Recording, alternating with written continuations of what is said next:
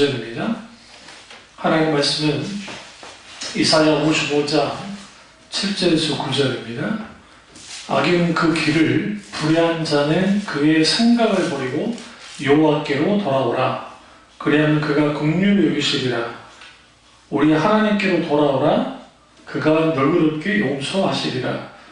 이는 내 생각이 너희 생각과 다르며 내 길은 너희 길과 다름이니라. 여호와의 말씀이니라. 이는 하늘이 땅보다 높은 같이 내 길은 너희 길보다 높으며 내 생각은 너희 생각보다 높음이니라. 아멘. 말씀 제목은 하나님 중심적인 신앙입니다. 말씀 제목은 하나님 중심적인 신앙입니다. 오늘 본문에 보면 이사야 선지자가 이제 하나님의 놀라운 긍휼에 대해서 그가 이제 그 말씀을 전하고 있습니다. 근데 여기서 중요한 게 이 7절에 있는 말씀 가운데 여호와께로 돌아오라 라는 말씀이 아주 중요합니다. 반복해서 여호와께로 돌아오라, 하나님께로 돌아오라 라고 말합니다. 왜 우리가 하나님께로 돌아가야 되느냐? 긍휼히 여김을 받기 위해서는 반드시 여호와께로 돌아가야 됩니다. 우리는 언젠가는 하나님께로 돌아가야 됩니다. 모든 사람은 결국은 하나님께로 돌아가고 그 하나님으로부터 평가를 받게 됩니다. 문제는 우리가 하나님께로 돌아간다고 하는 것을 우리는 깊이 생각하지 않습니다. 왜 그런가라고 생각했더니 오늘날 사람들의 그 수명이 과거보다 많이 길어졌습니다. 예전에 40살이라고 하면 아주 나이가 많은 사람 취급을 당했고, 그리고 60 하면 이제 정말 오래 살았다라는 생각을 했지만 요즘은 58 청춘이 아니라 60 청춘이라고 하잖아요. 60부터 청춘이 시작된다고 할 만큼 아주 사람들의 수명이 길어졌습니다. 수명이 길어진 만큼 이 세상에서 이렇게 살아가는 것이 아주 오랫동안 영원할 것 같이 생각을 합니다. 그러나 우리는 분명히 알아야 될 것은 인간은 결국은 한번 태어났으면 한 번은 하나님께로 가야 됩니다. 믿는 사람이든 믿지 않는 사람이든. 왜 그러냐면 히브리서 기자가 사람이 죽으면 하나님께 뭐를 받는다 해서 반드시 심판을 받는다라고 선생님 말하고 있습니다. 그러니까 모든 사람이 죽으면, 하나님 믿든 안 믿든 죽으면 하나님께로부터 심판을 받게 됩니다. 그리고 그래서 한 사람은 어디를 가고 천국으로 가고 또 한 사람은 지옥을 가는 일이 이제 벌어지는 거죠. 그런 의미에서 우리는 이 하나님께로 돌아가는 것이 빠를수록 인생에 있어서 생고생을 하는 게 적습니다. 근데 하나님께로 이렇게 돌아가는 게 쉽지 않습니다. 왜 그러냐면 하나님께로 난 하나님께로 돌아가야지 라고 생각을 할지 모르지만 안 되는 거예요. 어떤 글을 보니까 술 있잖아요. 포도주를 한 잔을 마시는 게 이제 아주 위험하다고 하는데, 한 잔도 마치 담배 있잖아요. 담배 7개 피를 피는 거와 똑같아요. 한 잔이. 큰 잔 말고 살짝 잔 있잖아요. 그렇게 마시는 게. 그래서 담배와 그리고 술을 같이 마시는 사람들은 아주 큰 병이 걸릴 확률이 높다라고 그렇게 하는데, 그걸 끊고 싶은데 끊어지지 않는 거예요. 쉽지가 않는 거죠. 그러니까 제 사람 왜 하나님께로 돌아가지 않지 할 때에 그 사람은 마음으로는 하나님께 돌아가고는 싶어요. 그런데 뭐가 끌어당겨요?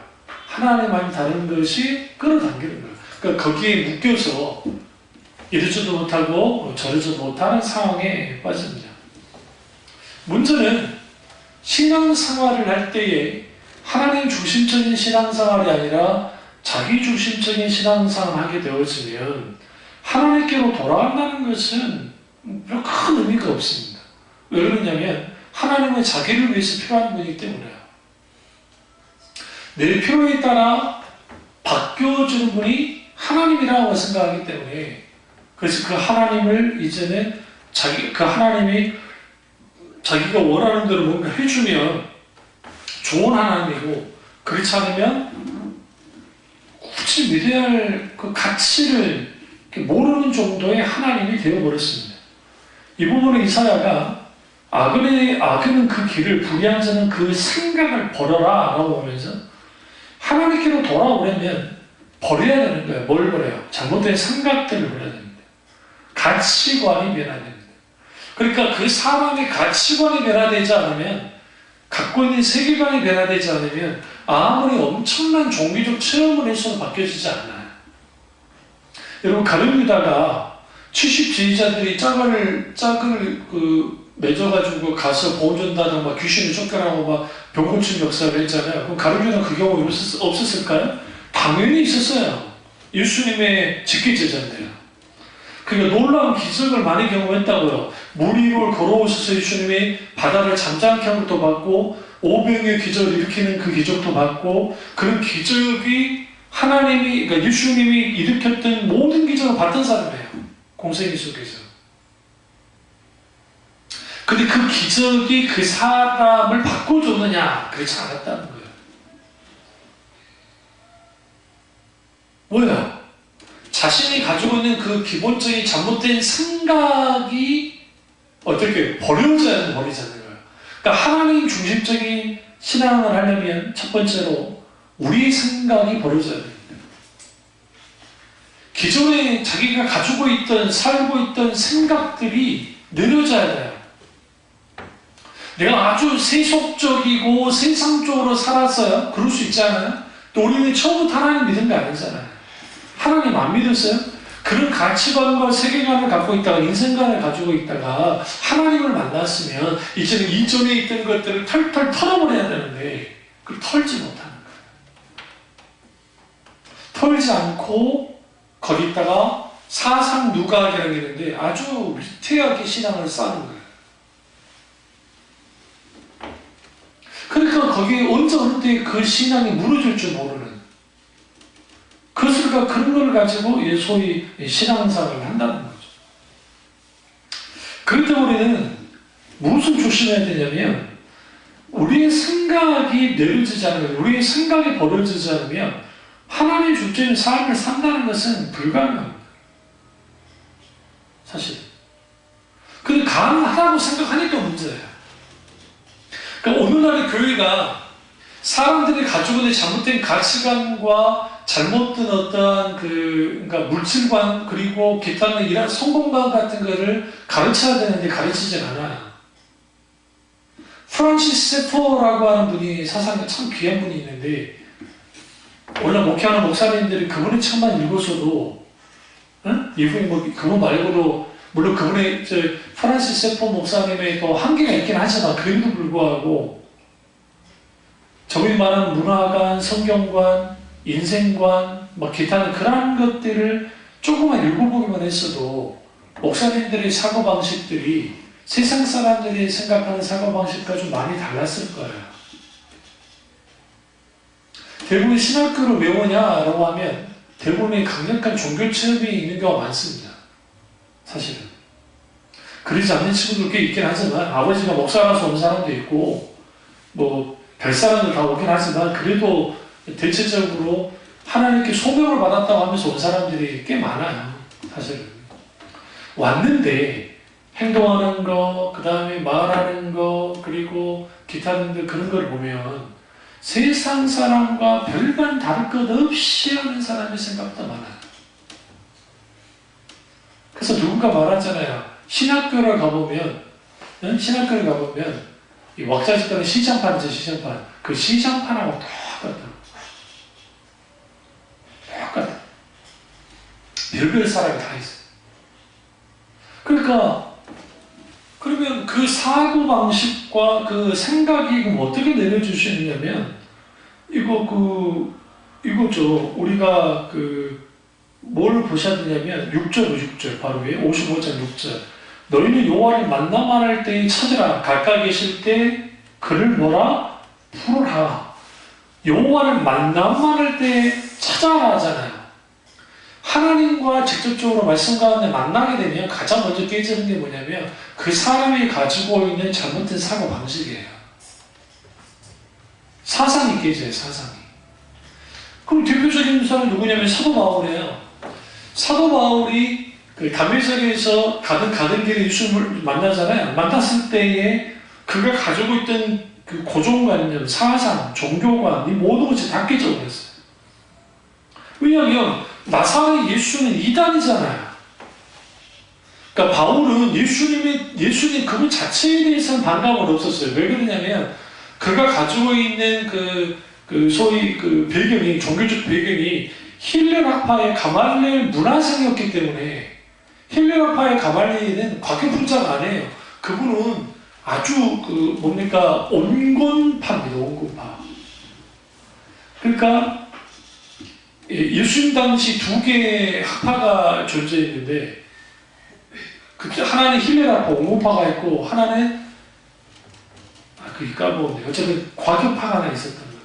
주로 그 과격파 안에 누가 있냐면 바리새인들이 있고 막 그래요. 이런 사람들. 그러니까 이 충돌하죠. 그러니까 바울 같은 경우에는 과격파가 아님에도 불구하고 그 과격파가 아닌 스승 밑에서 그런 사람이 나온 거예요. 왜 불같이 그가 그렇게 일어났냐면, 행동을 했냐면, 예수라는 인물 자체는 일단 놔두자는 거예요. 근데 문제는 예수가 하나님이라니까 문제예요, 지금. 예수가 메시아라니까 문제고, 더 문제가 뭐냐면 예수가 다시 살아났다니까 문제인 거예요. 그러니까 이 유대 종교의 이 독보섯 이단이 이렇게 놔뒀다면 큰일 나겠다는 거예요. 그러니까 멸절시키려고 들어온 거예요. 이건 얼마나 대단한 종교적 열심입니까? 행동가에는 알 수 있어요. 그리고 행동을 했어요, 실제로. 그 덕에 예루살렘 교회에 모여있던 초대교회 성도들이 흩어져서 복음이 확산되는 그런 촉매 역할을 했지만, 어쨌든 스데반이 돌맞아 죽어버리고 이제 핍박이 엄청나게 몰아치고, 그러다 담메색에서 예수를 딱 만났는데 네가 나를 핍박하는 예수다 하나 만나요. 그러니까 바울이 뭐라고 그래요? 나는 당신을 핍박한 적이 없다는 거예요. 그건 변명이 아니에요. 실제로 그랬어요. 그러고 난 다음에 무슨 상태에 빠졌느냐? 모든 것이 제로 상태에 간 거예요. 백지천처럼 하얘져 버렸어요. 그러니까 원래 예수님을 만났어요? 만났는데 사람들마다 다른데요. 종교적 체험을 통해서 만난 사람들과 인격체이신 하나님을 성령님의 비추신 것 조명 속에서 말씀으로 만난 사람들이 완전히 달라요. 사실은 저 같은 경우에는 설교를 듣다가 주님을 만났어요. 뭐 기도하다가 찬양하다가 아니고 설교를 듣다가, 그것도 늘 들었던 설교에 전도사님이 늘 고래고래 소리치는 전도사님이셨는데, 그러니까 수봉 출신이시니까 뭐 좀 무시하면 안 되지만 지금 생각해 보면 진짜 그냥 크게 막 그랬던 분이에요. 열정은 대단하신데, 근데 그분의 설교를 들었는데 마치 어떤 하나의 말씀이 나사렛 예수그리스도에 또 누가 죽느냐, 바로 나, 바로 너, 바로 우리가 하면서 할 때, 바로 너 할 때 뭐가 쏙 들어왔어요, 말씀이. 근데 설교를 듣는데 눈물이 갑자기 쭉 흐르는 거예요. 기도 시작하지도 않았는데. 그리고 좀 더 설교하시다가 기도회를 했거든요. 수련이었기 때문에. 그 뜨겁게 기도를 하는데 뜨거운 불이 팍 내려오더니 치고 내려가는 거예요. 그러면서 눈을 감았는데 우리 예전에 뭐 영상이 돌리듯이 영상이 이렇게 탁탁탁 오는 거 있죠. 이게 장면이 툭툭툭, 내가 이따가 제시했던 장면들이 툭툭툭 지나가는 거예요. 그것도 총 천연색. 눈을 감았는데 그 장면이 칼라로 툭툭툭 보이기 전에 그걸 놓고 하나님 앞에 기도하기 시작하는데, 예전에 말했죠. 아버지한테 그 가방 던진 거 있죠. 그것도 눈에 탁탁 보이고, 하나님 앞에 아버지 잘못했다고 막 용서해달라고 기도하면서, 여러분 그 15세 아이가 회개할 게 있으면 얼마나 있겠어요? 솔직히 생각해보세요. 안 그래요? 그 나이에 죄를 지어볼 얼마나 있었겠냐고요. 근데 얼마나 많은 죄를 회개하는데 해도 끝이 없는 거예요. 회개가 나오는데. 아우구스티누스는 뭐까지 회개한 줄 아세요? 엄마 젖꼭지를 강하게 문 것도 회개했어요. 웃기죠, 우리가 보기에는. 그것까지 회개해야 되는데, 아니요. 성령께서 역사하시니까 그것까지도 회개하는 거야. 그러면 그때 아우구스티누스가 벌써 그때부터 정신이 있는 거야. 다 기억, 그건 아니잖아요. 그게 무슨 말이냐면 성령이 조명하시면 그게 비춰져요. 그 회개를 했을 때 그 속에서 있게 되는 하나님이 너무나 노래. 그러면서 내가 기존에 갖고 있던 이 사고방식, 그리고 가치관이, 이제는 내가 기독교 가정에서 태어났고, 물론 아버지는 믿지 않는 분이었지만, 기독교를 떠나서는 정말 말할 수 없는 그런 사람이긴 했지만, 그럼에도 불구하고 가지고 있는 것은 다 세상적인 것이었으니까. 그 팝송 중에, 우리 친구들이랑 막 팝송 부르고 막 그랬어요. 영어로 된 팝송. 옛날에 그 80년도 초반, 중반에 있던 팝송. 그리고 우리 그거 있죠. 옛날에 미국에서 나사에서 막 쏘아 올릴 때 그 팝송 있잖아요. 있어요. 아주 그런 막 팝송들. 그 친구들이랑 산 올라가가지고 산에서 막 말도 안 되는 영어를 하면서 막 노래 불렀던 게 나요. 그러면 지나가던 그 중앙여고 누나들을 보면서 고개를 흔들려. 저것들 진짜 바로 날리 그러고 지나가고. 그때가 초등학생. 그렇게 놀았던 거예요. 그러니까 뭐 성경을 봐요. 뭐를 봐요. 그냥 어머니가 어쩌다 한 번씩 기도하는 모습, 고모님이 오시면 꼭 안수기도 해주는 거, 그리고 또 이제 조은교 목사님이 그 당시 MBC에서 7시 분인가 설교하고 어머니가 다 틀면, 아버지 기분 좀 좋을 때 딱 틀면, 그때 조은교 목사님이 주님께서 쩌쩌쩌쩌 하면 이제 어린 나이에 그냥 보다 그냥 그런가 보다 하고 이제 듣게 됐고, 그리고 이제 찬송가 틀어주시는 거. 그게 전부예요. 그리고 교회 학교에서 이제 설교하시고 하면 내 친구들이랑 놀지 들었어요. 그거 안 됐지. 근데 또 재밌는 게 성교 퀴즈에 하면 2등을 했어요. 1등은 못해도 2등을 했어요. 2등은 또 희한하게. 2등 이상하게 또 그것도 그랬어요. 그래서 2등을 했어요. 그러면서 있었는데 바뀌어지지 않죠. 근데 하나님의 말씀을 읽기 시작하면서 요한복음에서 깨졌어요. 요한복음에서. 그러니까 원래 처음에 성경을 접할 때는 마태복음을 접했는데 집에 성경책이 없으니까, 왜냐면 이제 가난하니까 집이 완전히 끝장이 났잖아요. 교회 굴러다니는 그 앞에 이런 게 딱 뜯어버린 성경이 있더라고요. 먼저 잡은 게 그게 이제 한편 한자 성경이에요. 우리 새로 된 성경은 권사님 기억하실지 모르시는데 새로 된 성경이 쓰였잖아요. 그 한자가 같이 있어가지고 마침 형이 5편이 있어가지고 그 5편 찾으면서 성경을 봤어요. 5편 찾는 거 쉽지 않고 어려운 게 아니기 때문에 그렇게 갔어요. 그 덕에 한자를 조금 익혔어요. 그 덕에.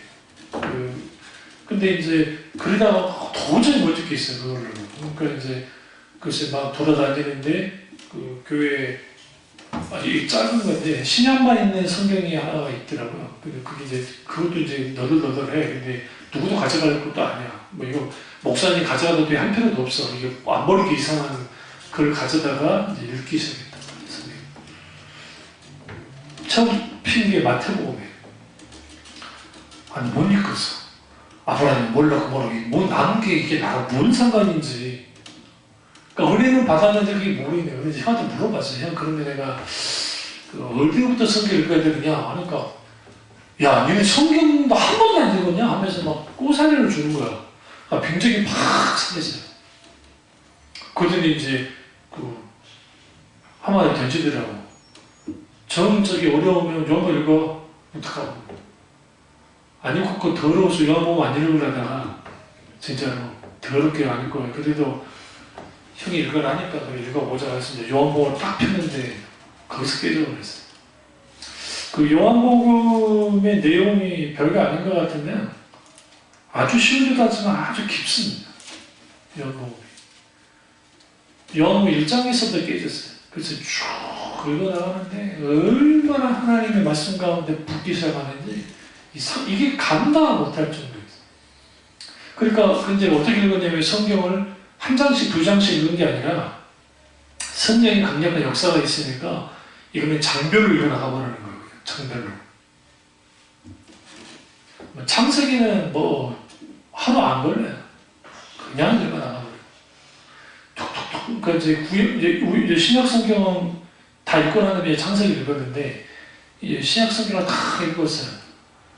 마침 그 당시 이제 기도원 협회에서 이렇게 작은 그 성경을 막 나눠주기를 막 그렇게 그 길가에서 나눠주기도 했어요. 그래서 그 하나 나눠주길래 받았어요. 받았는데 딱 보니까 그게 시편이 있더라고요.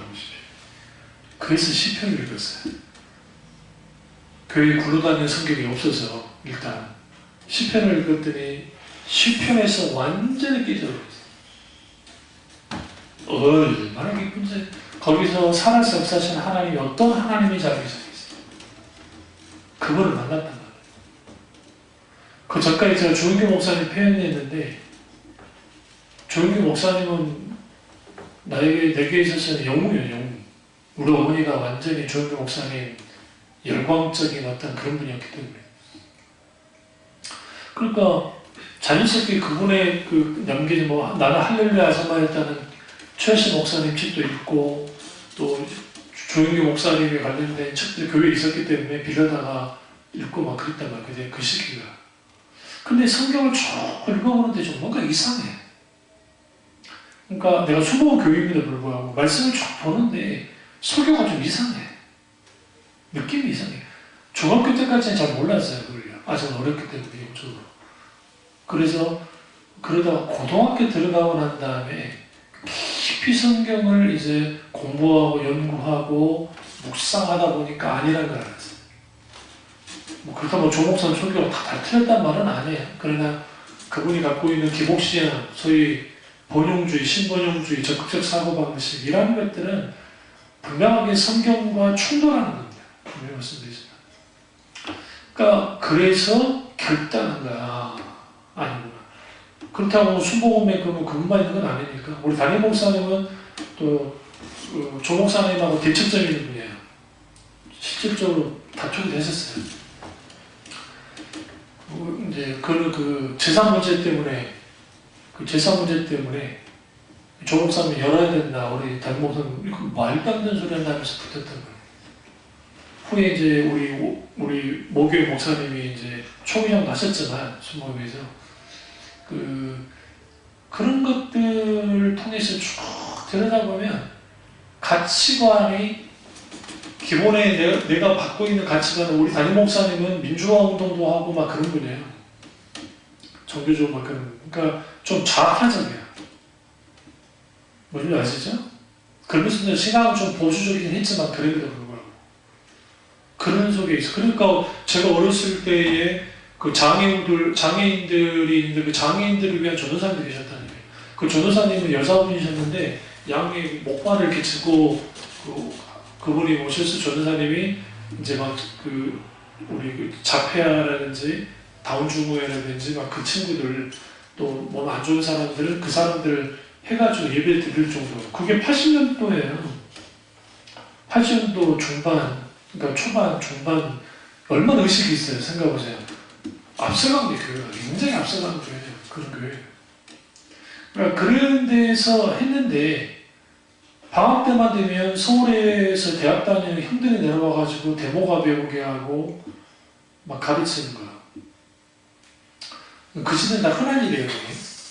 내려와가지고 막 이제 누나 형들을 잡아다가 의식화 시킨 거예요. 그러면서 민주화하고 그 시대가 그런 시대니까. 그러니까 이제 거기에 또 동조하고 하는 막 그런 또 형들도 생기고 막 그런 거. 한쪽은 또 완전 놀세족들. 노는 사람들. 이래서는 안 되겠다 싶어서 했던 게 뭐냐면 기도입니다. 그래서 이제 제가 중학교 중등부 회장이 됐을 때 적극적으로 철학기도를 해야겠다 생각했어요. 근데 이제 제 실수가 원래 내가 그렇게 한 건 아니고 나는 개인 기도가 좋았기 때문에 안 했는데 1년 선배 그 형들이 또 누나들이 야 우리 기도를 하자 하면서 이제 했어요. 그 이제 촛대로 내가 낸 거예요. 본의 아니게. 고등부는 이제 고등부로 가더라도 그러니까 이제 기도를 한 2번 했는데 이제 전사님이 그걸 어떻게 아는 거예요. 그러면서 나를 불러다가 아주 심하게 나불렀어요. 네가 뭔데 뭐 기도를 인도하고 어쩌고저쩌고 하면서 아주 상처를 크게 줬어요. 그 양반이 내가 회장되는 걸 원치 않았거든요. 다른 애가 되길 원했거든요. 그러면 나 이제 이해가 안 되는 게, 물론 이제 그럴 수는 있죠. 뭐 사고 날까. 근데 뭐 교회에서 무슨 이상한 짓 하는 게 아니라 기도하는 건데, 그것도 무슨 뭐 막 사람들 강조로 모이게 한 것도 아니고 그냥 자유롭게 와서 같이 기도하되 이제 조금 이것만 조금 해주는 건데, 그걸 가지고 막 하니까 상처를 크게 받았어요. 그래서 형들이 미안해하고 하는데 왜 기도해서 하겠다고. 나 안 했죠. 근데 이제 참 사람은 모르는 게, 그 전도사님이 우리 이모 막내딸 남편의 친구예요. 지금. 그때는 이제 남편이 안 됐는데 후에 제가 신학하면서 남편의 친구예요. 응? 우리 형도 그 전도사님 별로 안 좋아합니다. 그냥 그 사람. 형과 관계가 있어서가 아니라 그때 별로 그렇게 좋진 않았어요. 근데 어떤 질문을 하거나 할 때 보면 아주 대답을 해주지 못해요. 이제 말씀을 읽고 제가 이제 질문할 거잖아요.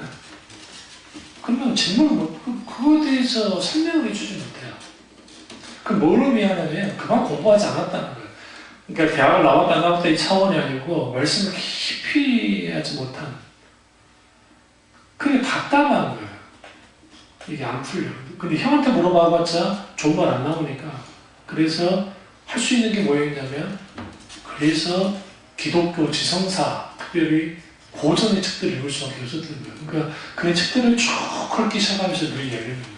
그리고 말씀과 함께. 말씀을 풍요롭게 하나님이 놀랐던 일을 보시죠. 여러분이 지금 고민하고 있는 그 선지서가 이해가 안 돼요. 저도 이해가 안 됐거든요. 이해가 안 돼요. 왜냐하면 역사적 배경을 모르니까 이게 이해가 안 돼요.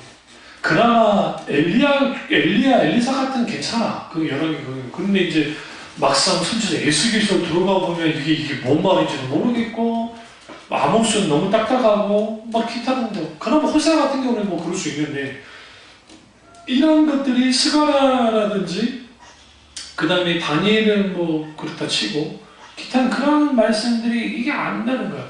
그래서 한 게 뭐냐면, 그래서 배경과 관련된 책들을 읽기 시작한 거예요. 우리도 역사를 좋아했잖아. 그러니까 쭉 읽다 보니까 머릿속에 그려지고, 그리고 이제 이런 것들이. 그러니까 저 같은 경우는 신학을 할 때 어렵지 않았던 게, 이미 지금 생각하면 신학 개론들은 다 이미 그냥 어렸을 학생 때 다 읽어버린 거예요. 개론을. 저는 재밌었어요. 왜냐면 반복한 복수반다는 개념이 있었고, 또 하나는 여기 루이스 벌코브라고 하는 개혁주의 조직신학자를 하나님의 감동 가운데 정말 놀랍게 하나님 부르셔서 그분의 험선학을 읽고, 그 다음에 조직신학 책을 읽으면서, 그러니까 하나님의 면접 비춘 거죠. 그러면서 한 사람을 하나님이 어떻게 만드냐면, 이게 사상을 만들어 나가는 거예요. 성경에 갖다 놔요. 그리고 대부분은 어떻게 하나님이 끌고 나가냐면, 한 사람이 강력한 영향을 끼쳐요. 그게 누구냐? 아우구스티누스예요. 아우구스티누스의 고백록이, 여기는 이제 참회록이 되어 있는데, 그 고백록이 강력한 힘이 있었어요. 그리고 파스칼이라든지 기타 등등 이제 거기 있는 여러분들이 이제 영향을 끼치기 시작하면서 이제 하나의 사상이 딱 만들어집니다. 그 사람. 이게 아무리 사상이 만들어져도 하나님 말씀과 비춰봐서 이제 거기 지향점은 하나님 말씀이어야 되니까 그 말씀으로 이제 나가야 되는 거죠. 이런 게 없으면 어린 시절에 강력한 성령의 역사를 경험했어도 이게 아무것도 아닌 게 돼요. 왜 아무것도 아닌 게 되냐면 생각이 안 바뀌어요. 가치관이 안 바뀌어요. 그러다 보니까 살아가는 것, 뭐 인생 사는 것, 뭐 돈에 대해서 어떤 것에는 다 세상사가 똑같아요. 이런 사람들이 하나님을 믿겠다고 하면, 이런 사람들이 하나님 중심적인 삶으로 살겠다 하면 절대로 불가능한 게, 먼저 뭐부터 깨져야 되기 때문에 이 지성이, 머리가 먼저 깨져야 되는데 깨지지 않는 거죠.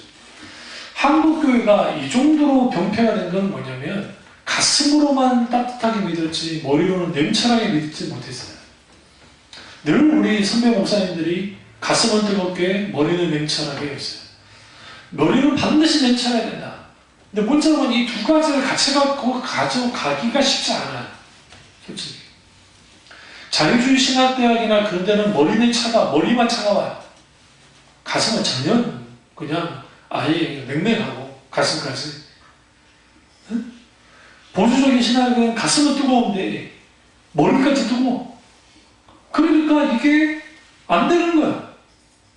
그러다 보니까 이제 무슨 일이 벌어지냐면 이게 이상한 기독교가 되는 거예요. 이상한. 아주 종교적이고 아주 감정적이고 아주 현세적인 어떤 그런 종교를 따라가는 사람들이 되어버리고, 그러다 보니까 거기에서 있게 되는 게 뭐냐면 이제는 자기 야망과 자기 생각과 자기 가치관이 그대로 투영된 목회, 투영된 신앙을 하는 거예요.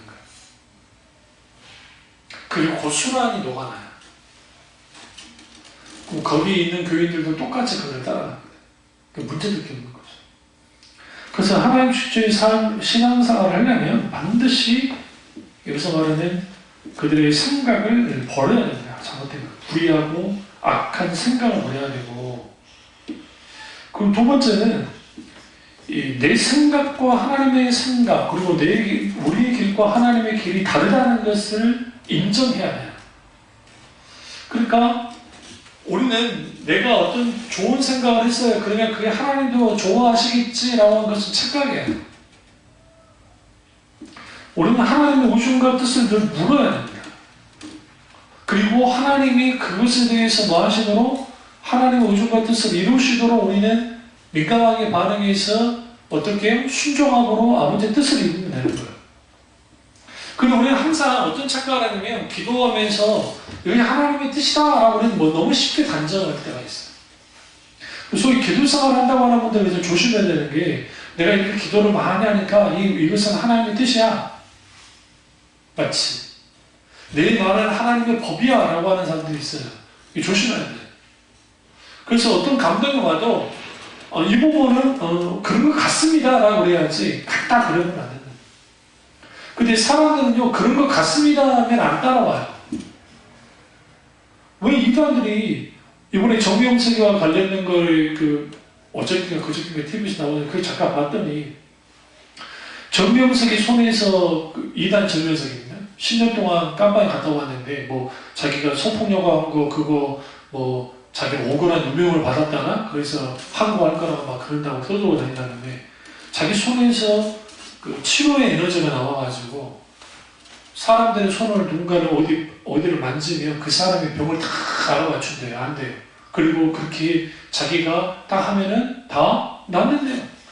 그런 말 하니까 거기에 있는 소위 말하는 이단에 빠져있는 사람들이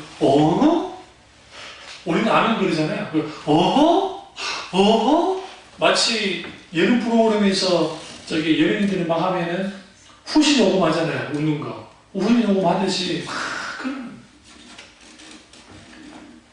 그거 일반 초등학생이 들어도 그거 웃기는 거예요. 웃기는 거. 그거 가지고 사람들 바람에 이해가 안 되는데 왜 그러냐? 세뇌돼서 그런 것이고, 또 첫 번째는, 또 하나는 뭐냐면 그들이 자기의 신앙이 소위 말하는 부정되면 자기 자신까지도 부정된다고 생각하니까 그래요.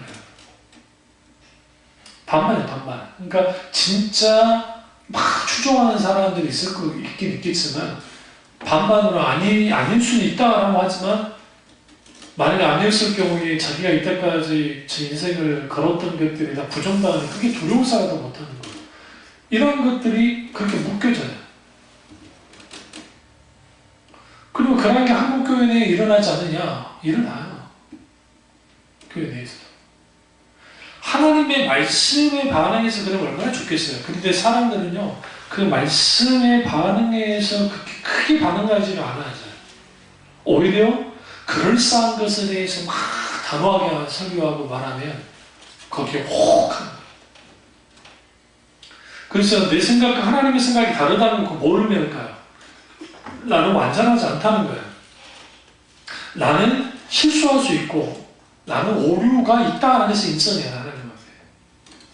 그래야 하나님 중심적인 신앙에 이제 출발하는 거야. 출발이에요. 그러니까 하나님 중심적인 신앙을 내가 하나님 중심으로 살겠습니다. 그리고 교회 중심으로 살면 하나님 중심적인 삶을 사는 겁니까? 아주 중요하긴 하지만 여러분 교회에서 하나님 중심적인 삶을 산다는 사람이 밖에 나가서 세상 사람들처럼 막 살아보세요. 말도 안 되는 거예요. 말도 안 되는 거예요. 그러니까 그럴 수가 없어요, 사실은요. 그러니까 우리가 하나님과의 관계 속에서 반드시 우리에게 필요한 게 뭐냐면 나는 분명히 불완전하기 때문에 나는 항상 하나님의 의중과 뜻을 물어야 되고 그 의중과 뜻을 분별하며 살아갈 때 하나님 중심적인 삶을 살 수 있어요. 하나님 중심적인 신앙생활을 할 수 있는 겁니다. 그래서 우리는 결코 이 하나님의 의중과 뜻을 알 수가 없습니다. 그래서 성경에 그 로마서에서도 깨닫는 자가 없고 또 아는 자도 없고 의인도 없다고 하는 말이 그 말씀이에요. 절대 우리는 스스로 깨달을 수 없어요. 그럼 우리 신앙생활 세 번째로 하나님 중심적인 신앙을 하려면 성경에서 말하는 신앙이 하나님 중심적이기 때문에 그렇습니다. 그러니까 성경에서 말하는 신앙은 하나님 중심으로 모든 것이 되어지는 거예요. 가장 바람직한 게 뭐냐면 목사는 목양을 합니다. 분명히 그건 굉장히 필요해요. 그 관계 속에서 우리는 죽을 때까지 같이 목사로 목양을 해야 돼요. 김단수 목사님 책 가운데서 그 불공명을 하라는 그 책에서 왜 하나님이 천사에게 목회를 시키지 않았을까에 대한 것을 쓰셨어요. 제가 아주 정말 공감했는데 선한 천사들은 죄도 없잖아요. 죄 짓지 않았기 때문에. 그리고 선한 천사들은 말실수도 없어요. 완전하기 때문에. 여기서 완전한 것은 피조물 중에서 완전하다고. 인간보다 완전해요. 그리고 그 천사는 뭐예요? 강합니다. 능력도 있습니다. 지치지 않습니다. 설교 오래 있다고 해서 지치지 않아요. 우리도 훨씬 강하기 때문에. 그런데 왜 하나님은 천사에게 목회를 맡기지 않았을까? 만약에 하나님이 천사에게 목회를 맡겼으면 아마 이렇게 반응했을 거예요. 천사가 늘 고개를 기울이겠을 거예요. 왜 그러지? 왜 저래? 안 그래? 이해가 안 되는 거예요. 근데 같은 양 중에 어쨌든 목사도 한때는 선도했으니까 양 중에 하나를 뽑아요. 근데 그 뽑은 게 인격이 고매해서 뽑은 것도 아니고 뭐 해서도 아니고 하나님이 선택해서 불렀다고요. 근데 그 사람이 어떤 사람이에요? 불완전한 사람. 불완전한 자를 통해서 하나님 왜 목회를 시켰을까? 뭘 알게 하려고 하냐면 불완전한 목사들이 내가 불안함을 알고, 그러니까 불완전함을 알고 내가 하나님만을 의지하고 목회하게 하려고 해요. 똑같이 불완전한 이 교인들도 허물 많은 목회자 바라보면서 신앙생활 하는 게 아니라 주님 바라봐야 되잖아요. 그러나 노래 부르는 목회자죠. 자기도 똑같이 하나님 앞에 아무것도 아니라는 것을 인식하고 하나님을 의지하면서 신앙생활 하게 하려고. 근데 카톨릭은 무슨 장난을 쳤습니까? 교황은 무화다라고 만들었잖아요. 신부는 무화한 것처럼. 자기들은 마치 천사급인 거예요. 왜요? 이게 목양의 관계가 뭔지를 잘 몰랐어요. 저기 이라크에서는 욕 중에 가장 큰 욕이 뭔지 아세요? 양 같은 놈이에요. 진짜로. 그쪽 지역 사람들은 양을 아주 싫어합니다. 그러니까 양고기 먹고 하지만 아주, 왜냐하면 양은 더럽고요. 성격 고집도 세고요. 진짜 늘어 터졌고 막 그런 게 있어요. 그래서 양 같은 놈 그러면 우리 개 있잖아요. 그 요가 똑같아요. 근데 그 양 중에 하나를 목사로 삼아가지고 그 목사가 자기 잘난 맛에 고미한 인격으로 목회를 하는 게 아니라 하나님 안에 전적으로 의지하면서 목회하기를 주님이 원하는 거예요. 그리고 주님을 믿는 사람들도 저 목사 이상한 짓 하는 거 보면서 그래 목사도 저지경이요. 근데 나는 더 저지경이잖아. 그러니까 하나님만을 의지하면서 주님을 믿는 거예요. 그러면서 양쪽이 뭐를 가져가요? 양쪽이 문제는 목사이든 문제는 교인은 상관없이 오늘 주님이 왜 주님께로 막 계속 돌아오라고 그래요? 뭐 하려고? 긍휼히 여겨주시기 때문에. 하나님의 긍휼이 우리 가운데 차오릅니다. 목회는 결국 그런 것 같아요. 하나님의 긍휼하심이 아주 많아요. 목사도 그 긍휼하심 은혜 가운데 있어야 되고 양들도 하나님의 긍휼하심 속에 있어야 됩니다. 그러면 그 긍휼하심의 은혜가 우리를 어떻게 만들어내냐면 하나님의 뜻에 대해서 좀 더 생각하게 만들어요. 왜? 내가 그 은혜를 받았습니다. 여러분 그 탕자가 아버지 집에 돌아왔잖아요. 긍휼하심이 있고 아버지로부터. 그럼 그 아들이 무슨 생각이 있어요? 아싸 잘됐다. 또 놀아야지. 그러겠어요? 성경에는 그 뒷이야기를 말해주지 않잖아요. 근데 적어도 우리는 뭘 알 수 있냐면, 그러니까 예수님의 비유 스토리 가운데 그 영혼을 줘요. 점점점으로 가요.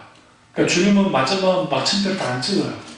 대부분 다 성경 다 내용들 보시면 찍는 것도 있지만 안 찍는 게 있어요. 그게 뭐냐면, 큰아들은 여전히 시물을 통해 가지고 아버지 대들고 살고, 작은 아들은 개관천선하는 거예요. 뭐 때문에? 아버지의 큰 긍휼의 은혜를 입었기 때문에. 그러니까 하나님 중심의 신앙이라는 게 뭐냐면 하나님의 권위 안에 들어가서 사는 거. 그 하나님의 권위 안에서 신앙생활을 하는 거예요. 그러니까 사고방식, 생각, 가치관 이것이 하나님 중심적으로 딱 되어지면 이게 달라요.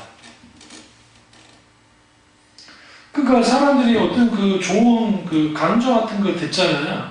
그 듣지 말라는 건 아니에요. 그런데 이제 설사 그 좋은 강좌를 들어도 그게 기독교 세계관과 가치관과 충돌하는 게 얼마든지 많아요. 근데 그런 걸 분별하지 못하거든요. 그러니까 주로 그게 뭐냐면 이제 아침마당이나 아니면 기타 듣는데 그 상담하고 하는 분들 그런 분들이 나와서 막 이제 그 어쩌다 어린이나 그런 데에서 막 강의 프로그램 같은 게 하잖아요. 그 내용들 중에 귀한 내용들 많죠. 좋은 내용들 많아요. 그런데 그 중에 하나님의 말씀과 정면 배치되는 것도 생각보다 많아요. 그럼 그걸 분별해야 돼요. 그럼 우리는 대표적인 게 이거죠. 졸혼이라고 하는 것을 이제 그 백이섭 씨를 통해서 연예에서 막 했는데 후에 백이섭 씨가 화들짝 놀랐잖아요. 그 졸혼이라는 단어도 뭔지도 몰랐어요. 그거는요. 근데 이제 이 졸혼이 어디부터 시작된 거냐면 일본에서 시작된 거예요. 일본에서. 다른 데도 아니고. 일본에서 결혼을 졸업한다는 것을 가지고 나왔단 말이에요. 한때 그래서 일본에서 유행을 했어요. 그걸 이용해서 졸업 어쩌지 하니까 막 이제 스마트폰이나 이런 데서 뭐가 나와요? 막 졸업이 뜨잖아요. 그 사람들이 알게 되죠. 그러면 이제 그런 것들이 그 가치관 속에 들어가 버리는 거예요. 그럼 기독교인들도 그것에 대해서 뭐 하지 못하고 건전한 비판을 못하게 되고 또 드라마 중에 우리 잘 아는 막장 드라마들 속에 결혼 무슨 서약서인가 서약서가 아니라 있잖아요. 과도기로 이제 해가지고 단어가 생각났는데 그걸 이제 소위 지금 남편이 목사인 여자 막장 나쁜 역할하는 배우가 그 역할을 했단 말이에요. 그럼 작가의 머리에서 나왔겠죠. 감독과. 그걸 이제 입에서 내뱉었을 때 그런 것들이 소위 말하는 우리 정식 직장 안 들어가고 인턴제, 결혼 인턴제, 그 결혼 인턴제라는 단어를 사용하면서 그러면 그 젊은 친구들이나 그런 사람들이 그걸 보면서 그것에 대한 저항감이 없어지고 또 하나는 우리가 잘 아는 동성애 같은 경우에 드라마나 영화나 막 그런 데에서 아주 그럴싸하게 묘사해주면 사람들이 방금 딱 사라집니다. 지금 현재 성인 어른들 기독교 안에 있는 분들은 아주 이거 잘못된 건 하지만 기독교 내에 있는 젊은 친구들은 50% 이상 인정할 수 있다고 나왔어요. 통계조사. 지금 마블사 있죠? 어벤져스 만들고 막 그런 데 있죠? 지금 마블사에서 공공연하게 말하는 게 뭐냐면 동성애 히어로를 만들겠다는 것 같단 말이에요. 그럼 이제 동성애자 히어로가 영웅이 나오겠다고 하면 우리는 어떻게 해야 돼요? 기독교인들이. 당연히 보이콧 해야죠. 근데 예능은 예능이고, 우리 이렇게 생각해. 예전에 이런 말을 했어요. 자유주의 신학을 하는 사람들이 하는 말이 신학은 학문은 학문이고 신앙은 신앙이다 라고 있다고요. 응? 여 목사님이 프린스턴 대학에 이제 박사학위 과정을 하려고 들어갔다가 그냥 석사학위, 그다음 박사를 받아야 되니까 그러니까 신학 석사를 따려고 들어갔다가 중도에 그걸 딱 놓고 나온 이유가 뭐냐면 보수적인 신학을 하다가 딱 가보니까 완전히 자유주의예요. 그러니까 그게 안 맞아요. 충돌할 수밖에 없어요. 그걸 견디면서 할 수도 있었겠죠. 그러나 뭐가 이게 문제가 되냐면 신학과 신앙은 따로 갈 수가 없어요. 절대로. 그건 자기들 만드는 논리지. 이게 주로 자유주의자들 하는 말이 그래요. 자유주의자들이 신학은 신학이고 신앙은 신앙이야. 근데 그게 어떻게 나눠줄 수 있나요? 왜냐하면 잘 들으세요. 모든 신앙은 신학의 바탕에 있어서요. 신학은 어떤 역할을 하냐면 뼈대 역할, 뼈. 이게 무너지면 다 무너져요. 이 신학 속에는 모두 포함되면 교리도 포함돼요. 그럼 이거 없이 어떻게 할 수 있어요? 그러니까 오늘날 많은 사람들이 착각하는 게 교회에서의 말하는 거, 종교에서, 교회에서, 신앙생에서는 그렇게 말할 수 있어. 그러나 세상 속에서는 그렇게 말하면 안 돼! 라고 하는 논리가 교회 안에서도 많고 교회 밖에서는 당연한 것으로 되어 있어요. 그러니까 목사님들이랑 이야기를 하다 보면 뭘 많이 느끼냐면 정말 그러지 않은 분들도 계시긴 하지만 아주 인본주의적이고 세상적인 방법을 그냥 쉽게 생각해요. 쉽게 또 써버려요. 그걸 통해서 어떤 성과가 나오면 그럴수록 성공한 거다라고 생각해요. 이게 뭐냐면요. 과정이 그렇게 중요하지 않고 결과만 좋으면 좋다는 거예요. 이게 좀 결과주의. 이게 세상에서 다 평가를 뭘로 평가해요? 직장이나 그런 데서 다 결과잖아요. 어떤 결과가 나느냐에 따라서 모든 것이 평가가 되죠. 요즘 젊은 친구들이 여러분 어리숙해 보여도 이제는 요즘 젊은 친구들이 무슨 생각까지 하면 과정도 오라는다고 생각을 해요. 응? 결과도 결과지만. 그러니까 최순실 딸이 이대를 들어갔을 때 이대 들어간 것만 문제 삼는 게 아니에요. 이화여 대생들이. 그들이 그렇게 머리 없는 애들이 아니라고요. 그 친구들이 그건 당연히 문제인데 그럼 그 과정 속에서 도대체 무슨 일이 있었냐는 거예요. 그게. 그 일 때문에 정말 땀 흘리고 피 흘리고 정말 열심히 공부하고 했던 애가 못 들어갈 수 있잖아요. 그러면 그 아이는 그 사람은 누구한테 보상받아야 되느냐? 공정한 게임 하자는 거예요. 공정한 게임. 과정까지도. 그게 요즘 젊은 친구들이 아주 의식 있는 친구들이 그렇게 생각을 해요. 근데 교회 안에서는요. 제가 큰 교회 갈 뻔했다 했잖아요. 원래.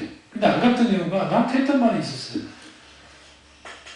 제가 신도원 다닐 텐데 고등부 숫자를 늘리면 등록금도 더 내주고 그 다음에 인센티브 돈도 더 주고 인턴으로 있어서 결과 나오면 뭐 하겠다. 그 담임 목사의 입에서 나온 거예요. 그게 90년도 중후반에 그 목사가 했던 말이에요. 근데 그 담임 목사가 내가 마음에 들었나 보죠? 그래서 이제 추석 부목사님이 전화가 왔길래 어떻게 하시겠습니까? 라고 하니까 안 간다 그랬어요. 저희 담임 목사님 찾는데요.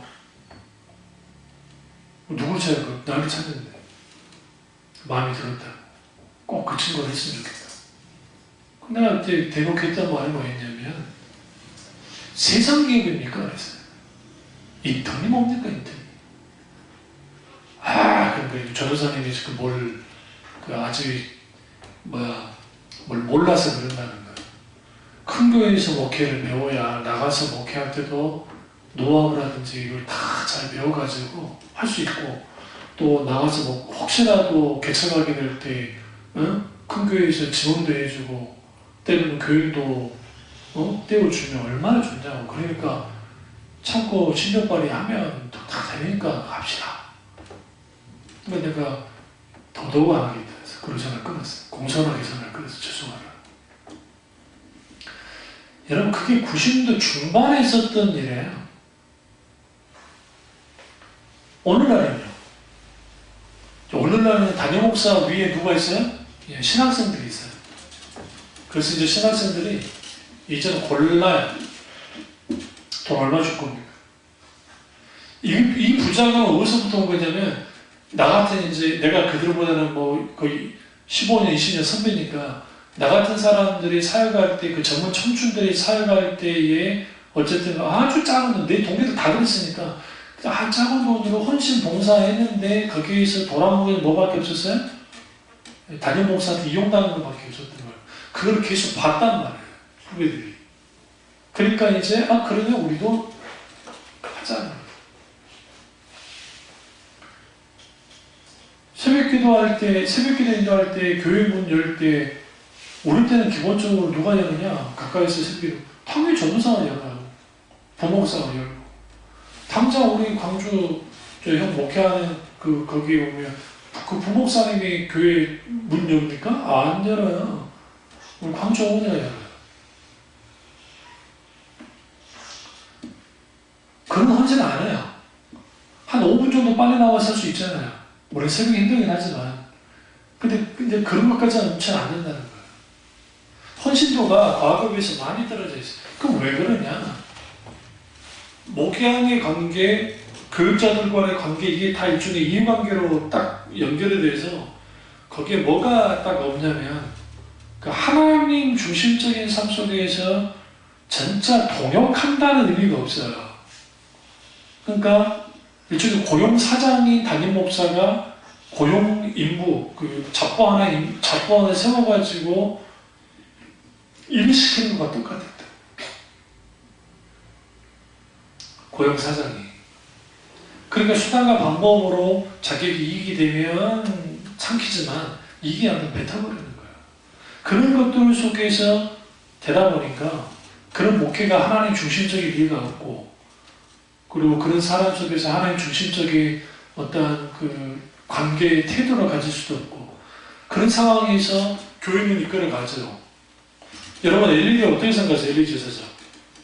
여러분 생각에 그 엘리 제사장이 그렇게 무능력하고 그렇게 별거 아닐 거라 생각합니까? 그렇지 않아요. 왜 그러냐면 엘리라는 제사장이 그 시대가 사사시대잖아요. 사사시대가 뒤로 말기로 갈수록, 그러니까 이제 뒤로 갈수록 더 사람들이 거칠어집니다. 선생님 자세히 보시면 거칠어져요. 그 앞에 있었던 행동보다 더 사람들이 거칠어져요. 그래도 그것을 휘어잡았던 사람이 엘리예요. 그리고 사무엘이 아이일 때에 사무엘이 음성을 듣잖아요. 근데 그 영적으로 분별을 할 만큼 깨어있던 사람이 누구였냐? 엘리였어요. 근데 그가 시간이 지날수록 영적으로 그렇게 깨어있던 사람이 육신적인 사람이 되어버렸어요. 다시 말하면 자기 중심적인 사람이 되어버렸다는 거예요. 그 자기 중심적인 사람이 되어버리니까 거기에서부터 있게 되는 엄청난 소위 말하는 영적인 문제들, 실질적인 문제가 발생해서 그 사람의 자식들을 통해서 나타나기 시작했단 말이에요. 그것을 잠재운 게 하나님의 사람 사무엘이에요. 하나님 중심적인 사람.